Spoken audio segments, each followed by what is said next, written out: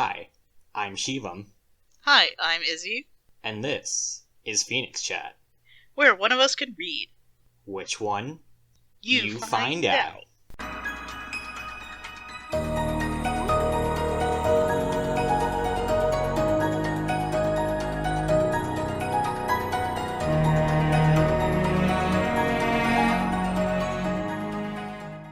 Hello again, and welcome back to this episode of PhoenixChat. And we have a very special episode for you guys today. Can you hear those sleigh bells a-jingling? Because it is Hollyday Eve, and all throughout Odysseia, everyone is excited for Father Winter to approach and give them all gifts. And just for reference, I believe we did this episode somewhere like in March or April, just Something like that. At a completely untimely point in the year. We just kind of decided we want a holiday episode. Okay? Yeah, we wanted a Christmas episode, and instead of saying exactly Christmas because of the religious implications of it, we didn't want to make Christ canon in this universe. But Jesus is canon. Jesus is canon. So we decided to go with a nice generic Holiday Eve, so everyone knows exactly what we're talking about, but it's not exactly Christmas. Close, but not exact. Yep, so everyone is back in their hotel rooms after figuring out all their, the stuff they need to do, and they're just relaxing for a little bit. Vibing. Yeah. And as it's now Holiday Eve, I believe Juliet decides to tell everyone about the story of Father Winter. So I would like to first say, I bullshitted my way through this so hard. Basically, I said, so Father Winter rides it. What did I say that he rode in? Like on Saigas or something? Like flying Saigas. Breaks into people's houses, gives gifts, drinks all the alcohol and cookies, and then leaves. And if you're bad, he'll eat you, or something like that. He'll string you up by your toes. By your toes, that's what I said. Something fucking outrageous. And Essen and Hops are all super fucking excited about Father Winter to show up and refuse to sleep. And so Juliet is trying to, set up presents in the night, and she, notices them, and she's like, he's not gonna bring presents to your wake. Oh, no. Oh, God. But as you approach the window, you hear some noises outside. As you can just hear two voices say outside, hey, you think they're asleep?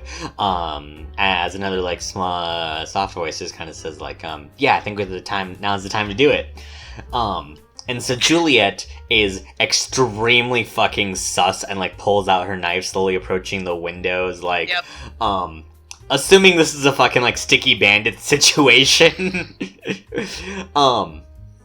But two, slender hands just, open up the window, and as you're ready to strike, you see Inario Kami dressed up in this, Santa-like uniform, as well as Dax on her shoulders. Or, sorry, Father Winter, not Santa.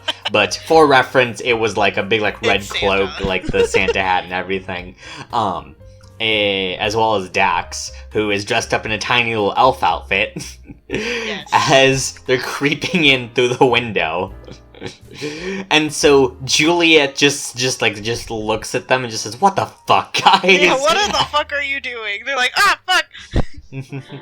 Boondock and Morgan hear Juliet scream. They immediately fucking shoot up, pull out their weapons, I did not scream.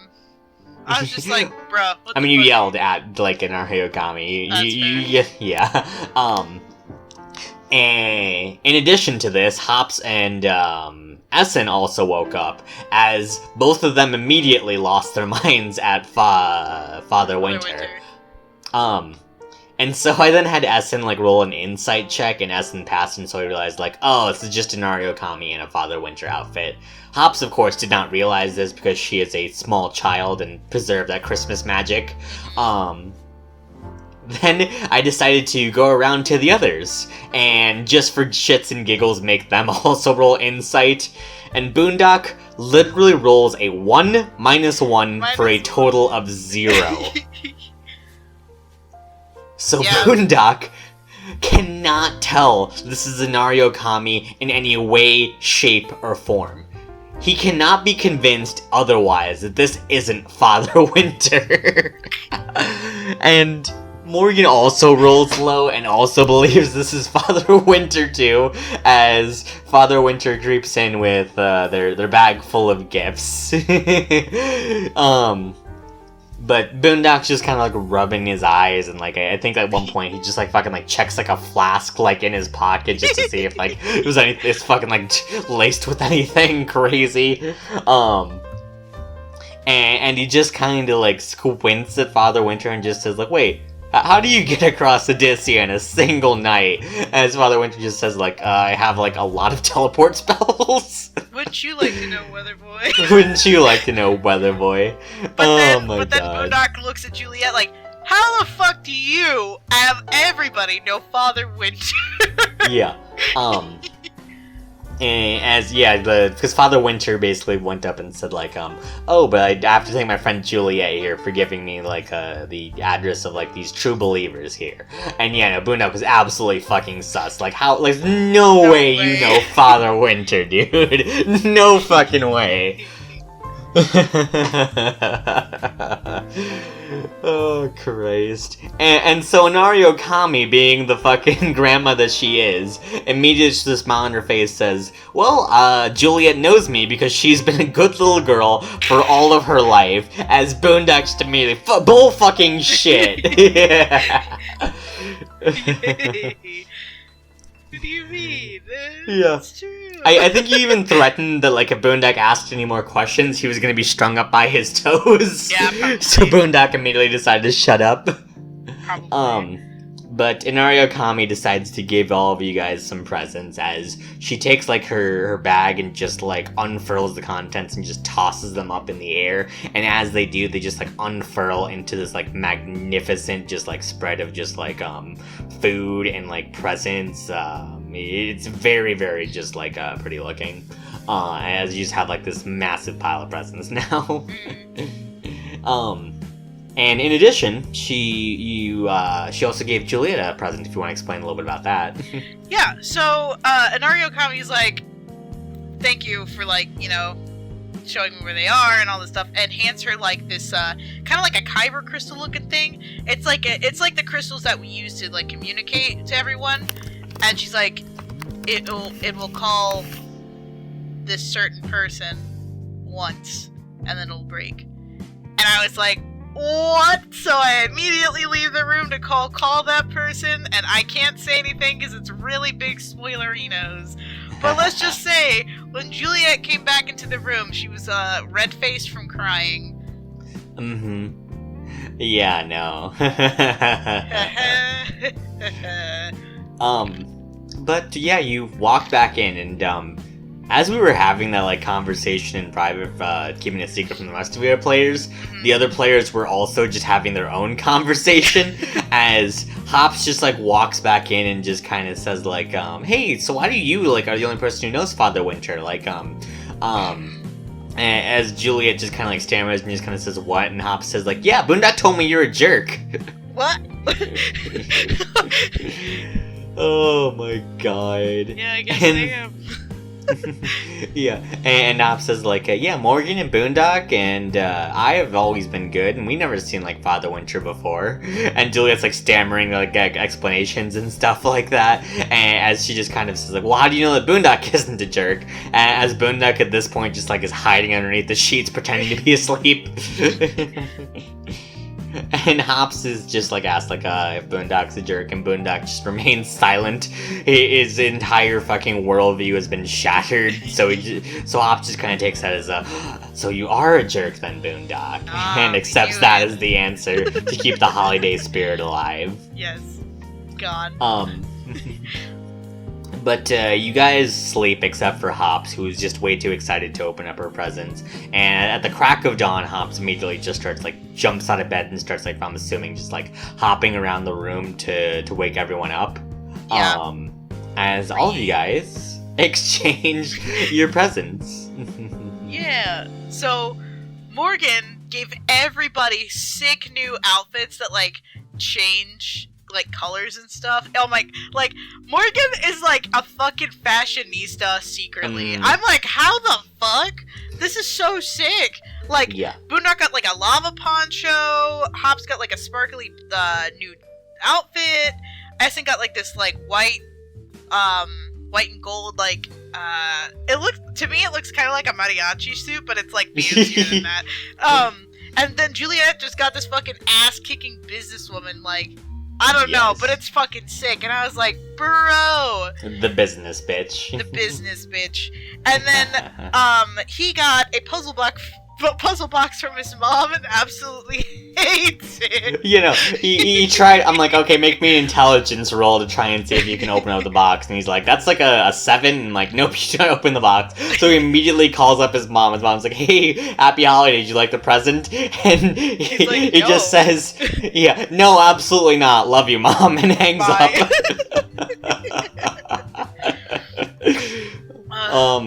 Hops gave everyone these little, like, coupons that look a little, like, frog face on it, as it just says, like, a Hops coupon. It's Hops dollar. Yeah, Hops dollar, and the Hops dollar is a coupon for 1 free piece of trash from her. Oh my gosh, we could have used that for song. Yep, oops. You know, if you want to explain what Juliet got to for everyone. So, I thought really hard about these gifts I wanted to give everybody. So I gave Hops a little jar with a bunch of stickers on it because I wanted her to have a place to put her trash in. So I had that. And then for Morgan, I got a fucking giant super soaker, and this was my reasoning, because it's a gun, right? But it's like a fake gun, so it's legal in places. But also, if we fill that thing with holy water and go against any fucking thing like vampires or some shit, we're golden. Like, no one will be able to touch us. For Boondock, I died. I'm like, this is the funniest thing I could think of. I got him a ukulele because he's so fucking massive with this tiny ass little guitar. And I thought it was hilarious. And then I got Essen a set of, like, colorful fountain pens because he, like, sketches in his sketchbook all the time and, like, does notes and everything. And I'm like, oh, that'd be cute. For Cass, I got him a rubber chicken because I call him a chicken. And a little fox plushie he could beat the shit out of when I do something wrong. Oh, man. You know, it's like the screaming chicken and everything, too. Yes. I drew little eyebrows on it that's angry. Yes. Oh, man. Oh, and one more thing before we get to the presents that you got. Hops also got some presents, as Hops got just a bunch of toys, first of all, from Inario Kami, because, like, of course Inario Kami is going to spoil Hops to pieces. Duh. Yeah, no, so just, like, all these, like, goofy little, like, trains and dolls and stuff like that. Hops didn't really take too much interest in most of them, besides, like, the wrappings. The wrapping paper and, like, some, like, marbles. The bows. Yes, and very important detail. After everyone unwrapped a present, they took the bows and they stuck them on Hops. Yep. It's a tradition now. We stick the bows on Hops. And Hops also got one more present that was addressed from Auntie. Oh yeah! So Hops got like a weave like fishing basket that kind of works as like a little backpack sort of deal. And it also functions as a bag of holding for all of Hops' trash. And you guys are very confused as to Auntie, as Hops explains, like, oh yeah, she's my old business partner back in, like, Phoenix Heart. Yeah. I used to get her things that, like, no one else could get, and she, gave me trash for it. Bro. As you all are very confused about that. Dude, I'm still confused about that. I'm like, who the fuck is Auntie? How do you know this person? What do you mean you had a business partner? What is this? Yep. Oh, man. But if you want to go to the presents that you got... Yeah, so from Cass, I got a bottle of whiskey that is the same age as Juliet is, and it's fucking called Bruliette, and I absolutely lost it. I'm like, I'm never opening this, ever. I was very proud of that one. Dude, I will only open it on my deathbed. There is no way you're going to be able to fucking, like, take that away from me. I think we even said to the label on, like, the bottle is, like, your mugshot. Yes. Yes, it is. And then it hurt my soul. But he got a music box, and when it plays, it's the song that her actual father, her birth father, used to sing to her the song. And I was like, soft! Crying again. Oh, man. And then in the box, there was 2 presents. One is obviously from Faith, and the other was from Cass. And I obviously ignored the one from Faith. And in one of the boxes, it says, "Fucking open the one from Faith." And I'm like, oh, fine. Yeah. Me just retconning the detail, like, of course Cass is just gonna kind of, come on, please. So I opened the one from Faith, and it's like a really pretty jade bracelet, and I'm like, oh, okay. And all the sign says with it is just like, I thought it would match your eyes, as you're just so fucking sus and just like, does this woman even know me at all? Yeah, I was like, bro, for real, jewelry? That's lame. Mm-hmm. And then I put it on.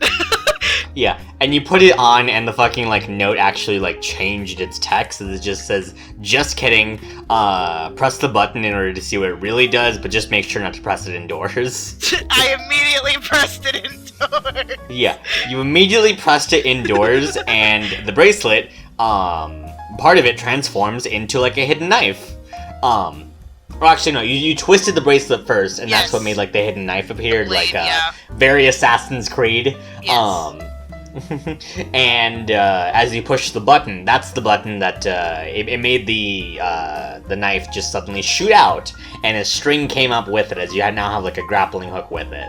Now, because you were indoors, the knife immediately just like fucking stabbed Boondock, but thankfully, because they have their horrible demon skin, it doesn't like affect them, as you're just kind of awkwardly staring at Boondock as it just like chipped one of its scales. It like embedded into one of its scales, yeah. And then I pressed the button again, and it came back, and I still have Boondock's scale. Just saying. To make your horrible armor set out of. One day. Oh man. One day. Oh Christ. So we moved over to Boondock. So Boondock got Hops a little like sign, and when like Hops looks at the sign, I believe Essen read it out to her as it said the Hop Shop, and it had a little like picture of a frog on it, as like the Boondock drapes it over Hops and kind of just says like, hey, sorry about like the cart, but like hopefully like this little stand and stuff like that will be able to give you like a little bit of like things that you need to like start selling stuff again. You know, it was like one of those little like you know, like the peanut like sellers, like the hot dogs, like they have like the bin like strapped to them. Yeah, it was very much that, and it had just like the sign on the front. And I think Hops just started like immediately just tearing up a little bit at that one. Oh man. For Juliet, Boondock got like this very nice like Japanese style tea set. Along with some of her like favorite flavors of tea, and as Juliet like opens up like the teapot, inside is a card that just says 1 free insult. I have yet to use this insult, and I am so excited to use this insult. I don't know what I'm gonna say yet, but I'm still excited to use it. It needs to be like scathing too. It needs to be the perfect time. So, but this is the thing though. I also gave Boondock a put Juliet in jail for free once card as well. So it doesn't even really work. Yeah. It's a very dangerous like arms race here because you need to wait for the perfect time, but then Boondock can immediately hit you with a no you card. Yeah. A whole fucking reverse Uno. Ah, shit, a +4! Ah, Christ. We then go over for Essen. Boondock got this like silver like headband, and Essen looked real worried when he like put it on, because it kind of reminded him of some armor he used to wear in the past. But he put it on, as Boondock explained, it was a helm of comprehend languages, as Essen wanted to understand a lot of languages, and now he can understand, well, all of them. As Essen's absolutely fucking just pogged out of his mind about that. Yes. For Morgan, Boondock decided to be a little shit. He takes like a shittily like wrapped present. He just kind of fiddles around with it, like presses some kind of like button on the inside, then tells Morgan to pick it up, as Morgan is unable to pick up the fucking box, as he's just kind of looking at like Boondock, just like, this is so mean, why would you do this to me? First my mom giving me the puzzle box, now this? As Boondock's going like, wait, hold on, let me fix it for you, and turns it off, and inside of there is an immovable rod. Which is gonna be useful in the future. Yeah. Because you guys are the worst. Oh, man. You want to explain what Essen got? Yes, so we all kind of felt bad because, like, we could all, like, send, like, you know, to Susan or, like, to Cass or to Faith. We could send them gifts, but nobody was gonna send gifts to Essen, or Essen didn't really have anybody outside of the party to send to. So, Faith actually sent him a gift, and it's a fucking sombrero. To match the poncho. To match the poncho that we got back in Hope's Landing, and I was like, oh my god. But, and Essen even has the mariachi outfit. It's all coming together. It's the fucking circle of life out here. Holy shit. Anyway, so Essen got Boondock some guitar picks, and I think, like, on the guitar picks, was it, like, different little scenes that we've all done or something like that? I can't remember. Mm-hmm. Yeah, just, like, different, like, stuff like that remind the party of, like, their adventures and stuff. He got Hops a little charm bracelet, because that's fucking cute, and much better thoughtful than I am. I just got her a fucking jar with stickers on it. And all of the charms remind her of the party. Yep. Got Morgan a cool fucking gun holster that, like, matches the flower sleeve on his arm. It has, like, roses and stuff embedded into it, and we're like, oh, that's heckin' cool. And then for Juliet, I was like, oh, shit, what's gonna happen here? I'm like, I don't even know what the fuck he'd give her other than beer. Before I get to that, I forgot Morgan also got Juliet another gift. An entire cooler of different beers. He literally went to every single bar in Soliana and got a different beer from each bar to give to her, and I almost cried. Anyway, Essen gave Juliet a drawing of everybody, and that's including Faith, Faith, but Faith is like a little chibi crying in the corner because he knows how much she doesn't like Faith. Yes. But it includes Cass, and it includes Susan, everybody in the party, and I was like, bruh, my feelings are, like, dying inside. Yes. Oh, man. Yeah, no, it was very sweet. You know, and then, from there, we kind of moved on to the morning of the holiday party. And as you guys kind of, like, went out, I believe Boondock, Essen, and Morgan went out early so that Boondock could send in some paperwork for his sawn-off shotgun. And those three are going out as Juliet and Hops are still getting ready.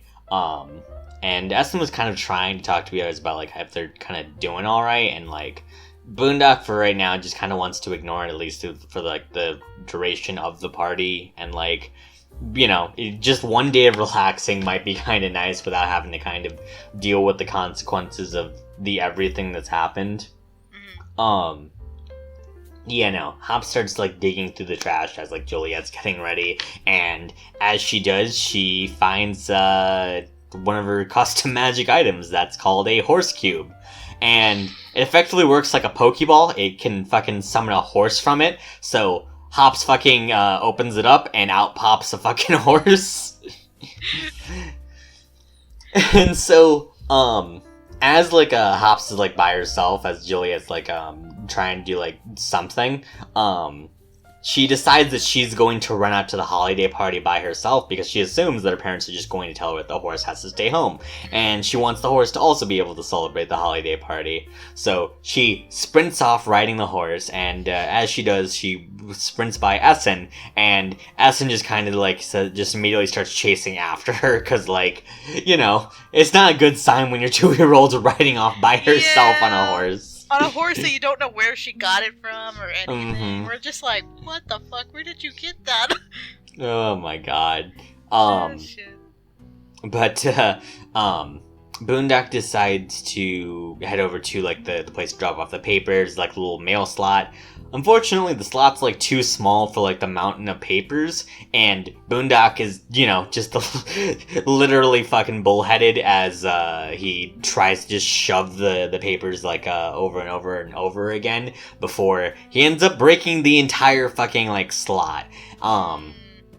And... Yeah, no, as he does, he just kind of, is just really fucking, tired and sick of it as he just kind of, fucking lies down on the floor. And Morgan tries to fix it. There's, a glass, window pane. But in order for him to, cast mending on it, he needs to get, the piece that's fallen inside. So he fucking breaks the glass to try and, grab the piece that's inside. But as he breaks the glass, the fucking alarms go off. As Morgan just scrounging around trying to fix it. Oh god. I was so ready for them to get arrested. And for me to just march on up and save their ass, yes, these criminals, they're my criminals, don't worry. Mm-hmm. And fucking, yes, the cops come over and, he's trying to, figure out what the hell's going on here, if, someone's, broken in or not, as, they're saying, you guys, see anyone, suspicious or something like that, and then, Morgan decides to fucking be combative about it, just yeah, I saw someone suspicious, but I don't really want to tell you anything. Morgan's on that A-cab life, dude. Absolutely. We stand. Yeah, no, and at that point, Boondock just kind of explains, yeah, I tried to shove the papers in, but it didn't quite fit, and I ended up just breaking the fucking thing as the cop looks incredulous, but Boondock managed to stroll high enough on persuasion to show it, nope, I'm just a fucking, horrible monster with an insane amount of athletics. Oh, Christ. Everything's fine. Yep. So Juliet rides over, and unfortunately not being able to bail them out of I was upset. I was so ready. Oh, man. But after you kind of, gloat for a little bit, you scoop up Boondock and Morgan and start heading towards the party. Yeah, Hops is the first person, at the party with Valtana and Philippa. And as the two of them open up the door, Philippa just kind of asks who the horse is, as Hops introduces the horse as Horse. Yep. Oh man, and so the Hops just asks if the horse can be let in, as Valtana's about to protest, but Philippa's oh yeah, of course the horse can hang out here. Duh. Oh man. And after a little bit, Essen also, ends up at the party as he knocks on the door and tries to frantically look around for Hops, apologizing to Valtana and Philippa, as Hops explains, yeah, no, I didn't tell you about it, because you were just gonna tell me no, so why would I bother telling you? As, Essen explains, well, okay, I mean, we can talk about things, next time I'll let you take the horse in and stuff like that, as Hops just says, thanks to that. Eventually, Juliet calls Essen, though, if you want to explain what happened after Essen explained to you that he just kind of said, next time you'd, just kind of let the horse in.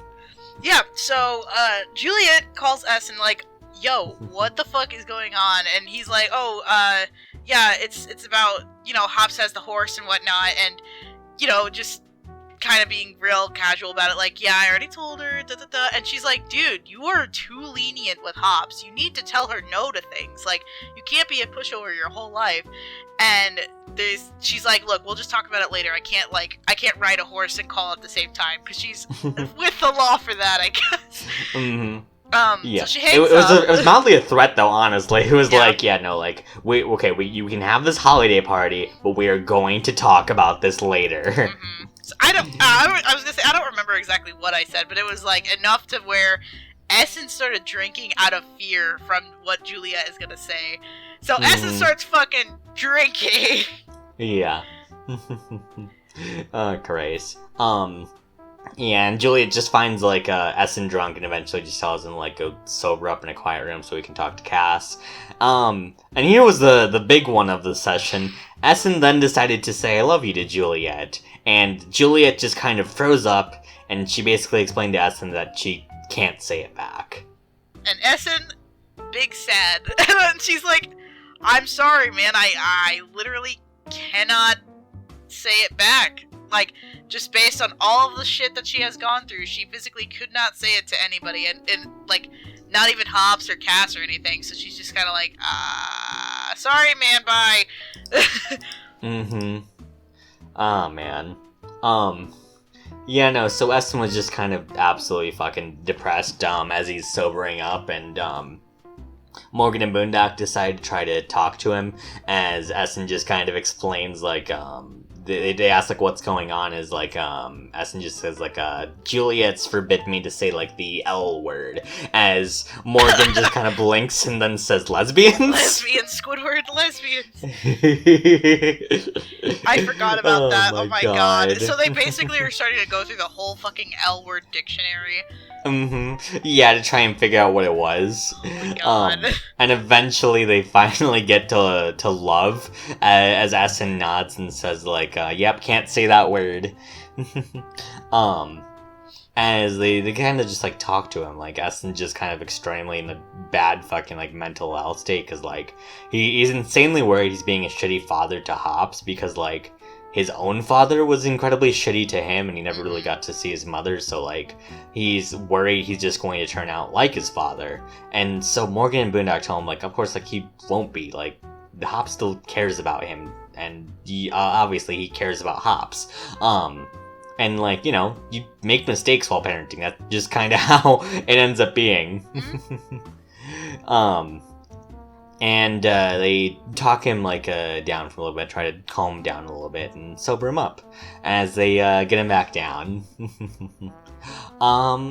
Okay, and, yeah, with all of that and that kind of, like, depressing note,